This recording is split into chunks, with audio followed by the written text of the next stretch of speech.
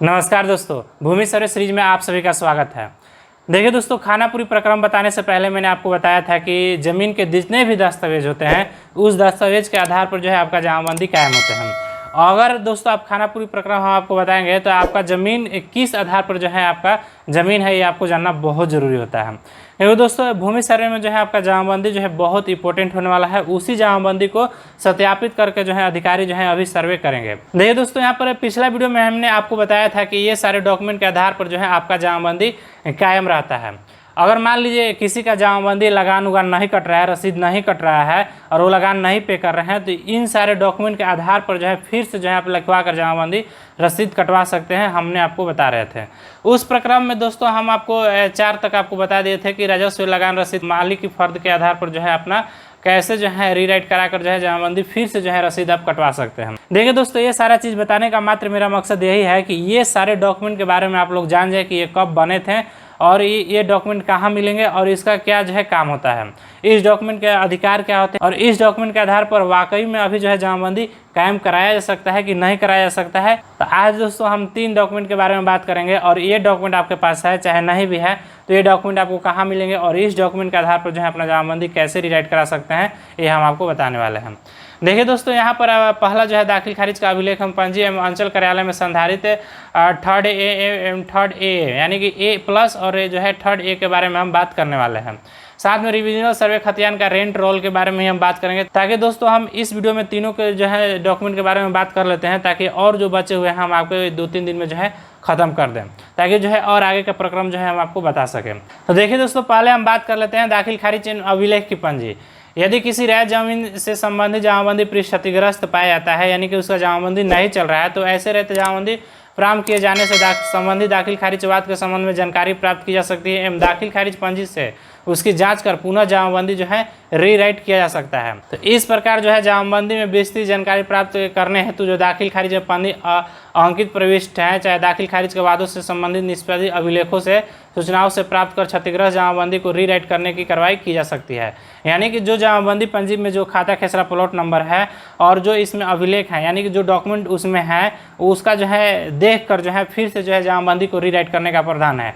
अगर दोस्तों मान लीजिए आपका भी रसीद नहीं कट रहा है और आपका भी जमाबंदी क्षतिग्रस्त हो गया है, तो उस केस में जो है आप जो है केस नंबर से आप चाहे तो जा सकते हैं, चाहे उस पृष्ठ पर जो है पृष्ठ संख्या वगैरह से जो है आप वो जमाबंदी को जो है आप वेरीफाई करवा सकते हैं कि जब हम म्यूटेशन कराए थे तो उस समय जो CO द्वारा जो आदेश पारित किए गए थे और जो अभिलेख दिया गया था उस अभिलेख को जांच करके जो है फिर से जो है आप जमाबंदी को रीराइट कराकर जो है अपना रसीद कटा सकते हैं, अगर आपका रसीद अभी नहीं कट रहा है तो चलिए दोस्तों हम आपको दूसरा डॉक्यूमेंट के बारे में बता देते हैं। उसके आधार पर जो है अपना जमाबंदी कैसे रीराइट आप करा सकते हैं इसमें बताया गया है। अंचल कार्यालय में संधारित जो है 3rd A है और 3rd A जो है यह क्षतिग्रस्त जमाबंदी से संबंधित जमीन के सर्वे खतियान रैयत उनके वैध उत्तराधिकारी द्वारा लगान रसीद साक्ष्य के रूप में दिखलाया जाता है।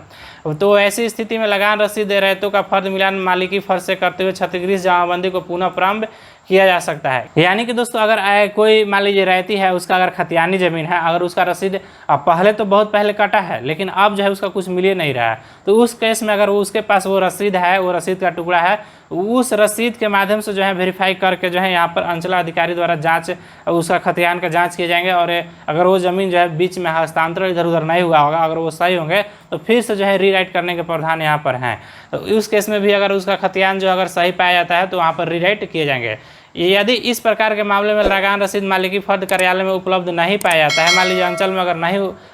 रहता है लगान रसीद, तो ऐसी स्थिति में रैयत द्वारा उपलब्ध कराए गए लगान रसीद की वैधता की जांच अंचल कार्यालय में संधारित जो है 3rd A पंजी 3rd A के आधार पर करते हुए जमाबंदी को रीराइट की कार्रवाई की जा सकती है। तो यहाँ पर दोस्तों बहुत सारे लोगों का इंक्वायरी आता है कि जो हमें रजिस्टर 2 में हम तो लोग तो जाते हैं लेकिन वहाँ पर हमारा जो है जमाबंदी नहीं मिलता है, तो उस केस में जो है आप जो संधारित 3rd A है, 3rd A+ हैं, उसमें जाकर आप देख सकते हैं, वेरीफाई करा सकते हैं। ये पुराने रजिस्टर होते हैं और इसमें अगर आपका जमाबंदी होगा उसके माध्यम से आपका सत्यापित किए जाएंगे। अगर आपका सही होगा तो फिर से जो है जमाबंदी आपका रीराइट करने का प्रावधान यहाँ पर है। तो यहाँ पर दोस्तों बहुत सारे लोगों का यहाँ पर ये इंक्वायरी रहता है कि हम तो जाते हैं अंचल में और वहाँ पर हम रजिस्टर में नाम वगैरह दिखाते हैं तो वहाँ पर कुछ नहीं मिलता है। तो उस कंडीशन में जो भी पुराने रजिस्टर हैं वो आप सत्यापित कराइए, उसके अनुसार से आप देखिए कि अगर उसमें जो जिनका रैयत का नाम है और अब जो नया रजिस्टर है उसमें जो रैयत का नाम है अगर दोनों भिन्न पाया जाता है तो वहाँ पर यानी कि जो नया रजिस्टर में अगर नाम जो भी रैयत का है तो उस रैयत से जो है आप जो है अभिलेख का मांग करेंगे, चाहे जो भी उसका म्यूटेशन केस होगा उसके माध्यम से जो भी अभिलेख लगाया होगा म्यूटेशन कराते समय वो आप देख सकते हैं। उससे आपको पता चल जाएगा कि वो रैयत जो है वैध है कि नहीं है, कि अवैध तरह से जमाबंदी करा रखा है। अगर वो अवैध तरह से जमाबंदी कराए रखा है तो पुराने रजिस्टर और नए रजिस्टर को वेरीफाई करके जो है अब फिर से जो है अंचलाधिकारी को जो है आवेदन करेंगे और उनका जो है जमाबंदी जो है आप रद्द करवाने के लिए हो सकता है कि आपको डीसीएलआर कार्यालय में सीओ द्वारा जो है फॉरवर्ड किए जाएंगे। अगर मान लीजिए दोस्तों जिनका तो मान लीजिए फटा होगा, टूटा होगा, उनका तो वहीं पर तुरंत सीओ कर देंगे। लेकिन अगर जिनका मान लीजिए अवैध जो कोई अगर रहती है, अगर वहाँ पर किसी तरह से अगर अपना जमाबंदी करा लिया है तो उस केस में जो है सीओ द्वारा अपने आदेश को जो है रद्द कराने के लिए वो फिर से जो है अब डीसीएलआर कार्यालय में जो है आवेदन करेंगे। उसके बाद जो है उनका जमाबंदी जो है रद्द होगा और जो है फिर से वहाँ पर आपका जमाबंदी जो है रीराइट होगा। तो इस तरह का प्रावधान यहाँ पर होते हैं। नेक्स्ट डॉक्यूमेंट दोस्तों यहाँ पर रिविजनल सर्वे में रेंट रोल है। देखिए दोस्तों, जैसे कि आप लोग भी जानते हैं कि लगभग 1960 में जो है आसपास में जो है रिविजनल सर्वे हुआ था और इस रिविजनल सर्वे के आधार पर भी जमाबंदी कायम हो गए थे और इस जमाबंदी से जो है लगान वसूली किए जा रहे थे। देखिए दोस्तों, अभी तक जो है रिविजनल सर्वे से ही लगान वसूली किए जा रहे हैं और जो मान लीजिए जहाँ पर ये लगभग बताया जा रहे हैं यहाँ पर कि 16 जिलों में जो है ये जो है रिविजनल सर्वे काम हुआ था। और मान लीजिए जहाँ पर रिविजनल सर्वे नहीं हुआ है, यानी कि रेंट रोल उनके पास है, रेंट रोल के आधार पर ही रिविजनल सर्वे यहाँ पर हुए थे। बहुत उससे पहले कैडस्ट्रल सर्वे हुआ था, लेकिन रेंट रोल के आधार पर जो है रिविजनल सर्वे कराए गए थे। तो वहाँ पर अगर दोस्तों मान लीजिए जहाँ पर रिविजनल सर्वे हो चुका है 16 जिला, उसका तो मान लीजिए जमाबंदी पंजी वेरीफाई करने के लिए रिविजनल सर्वे खतियान से वेरीफाई किया जा सकता है। लेकिन जहाँ पर अगर नहीं हुआ है तो संबंधित जिला में क्या होगा कि अगर मान लीजिए क्षतिग्रस्त पाया जाता है जमाबंदी, तो वैसे संबंधित जिला के अभिलेखागार में संबंधित राजस्व ग्राम को रक्षित नए सर्वे खतियान एवं रेंट रोल की सत्यापित प्रति अंचलाधिकारी को प्राप्त करेंगे। उक्त दोनों भू अभिलेखों के आधार पर पूर्व से संधारित किए गए जमाबंदी पंजी का सत्यापन करेंगे। यहाँ पर दोस्तों साफ तौर पर बोला जा रहा है कि जो रिविजनल सर्वे जहाँ पर है तो रिविजनल सर्वे से चाहे तो आप रेंट रोल के सत्यापित प्रति से जो है अंचलाधिकारी सत्यापित करके जो है रैयत का जो है फिर से जमाबंदी जो है रीराइट अप कीजिए।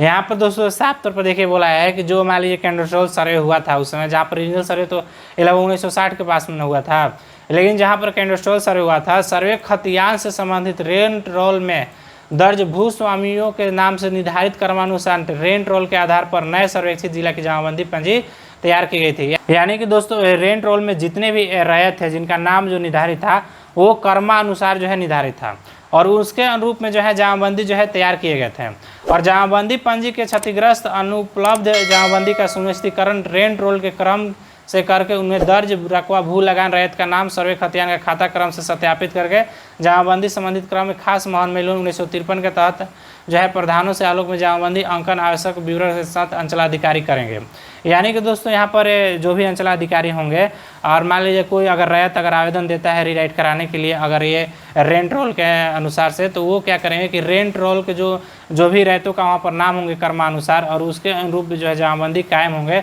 वो जो है वेरीफाई करेंगे। अगर उनका सही होगा तो उसके अनुरूप में जो है वो क्या करेंगे कि जो है जमाबंदी जो है कर सकते हैं। अगर दोस्तों आप रेंट रोल की सच्ची प्रति आपके पास नहीं है, अगर आप रेंट रोल की मांग अगर किसी अंचलाधिकारी द्वारा किए जाते हैं तो आप संबंधित जिला के अभिलेखागार से आप संपर्क कीजिए, वहाँ पर आपको रेंट रोल मिल जाएंगे। क्योंकि यहाँ पर आप साफ तौर पर बोला गया है कि संबंधित जिला के अभिलेखागार से संबंधित राजस्व ग्राम का रक्षित यानी कि वहाँ पर सेव करके रखे गए हैं, वहाँ पर अच्छा से रखे गए हैं रेंट रोल, वहाँ से आप जो है प्राप्त कर सकते हैं। वो जो है जांच उपरांत जो है अगर आपका जमाबंदी कायम करने योग्य होंगे तो वहाँ पर आपका जमाबंदी कायम हो सकता है। मुझे आशा है दोस्तों कि इन 3 डॉक्यूमेंट के आधार पर जो है अपना जमाबंदी फिर से कायम आप कैसे करा सकते हैं, अपना रसीद कैसे कटा सकते हैं, ये हमने आपको एक्सप्लेन कर दिया। अगर आपको दोस्तों ये वीडियो पसंद आए होंगे तो आप लाइक कर लीजिएगा। अभी तक मेरे ज्ञान तक चैनल को आप सब्सक्राइब नहीं किए हैं तो नीचे रेड कलर का बटन है, सब्सक्राइब करना बिल्कुल ना भूलिएगा। और जितने भी दस्तावेज हैं हम आपको बता देंगे, उसके आधार पर जो है जमाबंदी कैसे कायम कराए जाते हैं आपको पता चल जाएंगे। उसके बाद जो है खाना पूरी हम आपको बताएंगे। मिलते हैं दोस्तों नेक्स्ट वीडियो में, तब तक के लिए